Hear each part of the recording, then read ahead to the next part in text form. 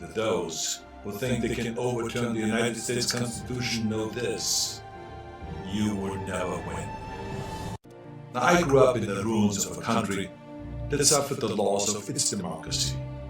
I was born in 1947, 2 years after the Second World War.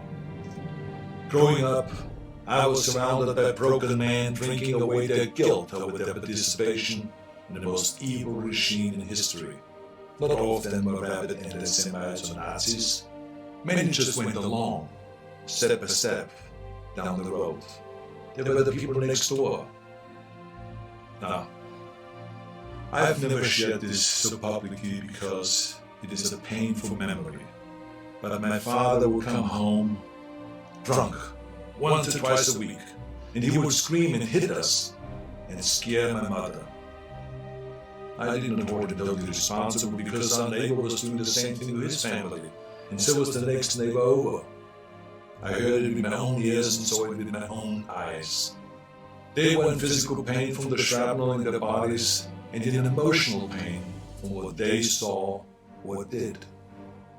It all started with lies and lies and lies and intolerance. So being from Europe, I have seen firsthand how things can spin out of control. I know there is a fear in this country and all over the world that something like this could happen right here. Now, I do not believe it is, but I do believe that we must be aware of the dire consequences of selfishness and cynicism. President Trump sought to overturn the results of an election, and of a fair election. He sought a coup by misleading people with lies. My father and our neighbors were misled also with lies, and I know where such lies lead. President Trump is a failed leader. He will go down in history as the worst president ever. The good thing is that he soon will be as irrelevant as an old tweet. But what are we to make of those elected officials who have enabled his lies and his treachery? I will remind them of what Teddy Roosevelt said. Patriotism means to stand by the country. It does not mean to stand by the president.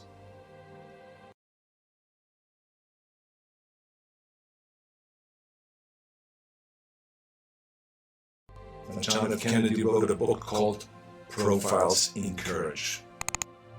A number of members of my own party, because of their own spinelessness, would never see their names in such a book, I guarantee you.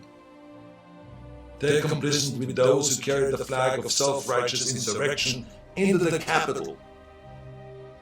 But it did not work. Our democracy held firm. Within hours, the Senate and the House of Representatives were doing the people's business and certifying the election of President-elect Biden.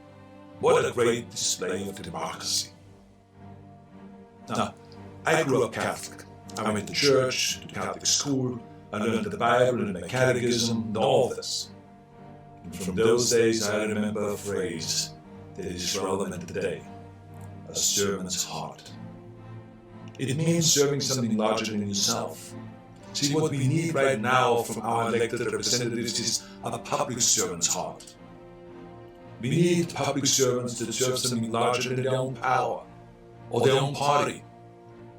We need public servants who will serve higher ideals, the ideals in which this country was founded, the ideals that other countries look up to. Now, over the past few days, friends from all over the world have been calling me distraught and worried about us as a nation. One woman was in tears about America, wonderful tears of idealism about what America should be. Those tears should remind us of what America means to the world. Now, I've told everyone who has called that as heartbreaking as all this is, America will come back from these dark days and shine our lights once again. Now, you see this sword? This is the Conan sword. Now, here's the thing about swords.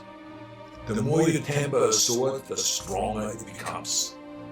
The more you pound it with a hammer, and then heat it in the fire, and then thrust it into the cold water, and then pound it again, and plunge it into the fire, into the water, the more often you do that, the stronger it becomes. I'm not telling you all this because I want you to become an expert swordmaker, but our democracy is like the steel of this sword. And the more it is tempered, the stronger it becomes. Our democracy has been tempered by wars, injustices, and insurrections. I believe, as shaken as we are by the events of recent days, we will come out stronger because we now understand what can be lost. We need reforms, of course, so that this never ever happens again. We need to hold accountable the people that brought us to this unforgivable point. And we need to look past ourselves, our parties and disagreements, and put our democracy first. And we need to heal together from the trauma of what has just happened. We need to heal not as Republicans or as Democrats, but as Americans.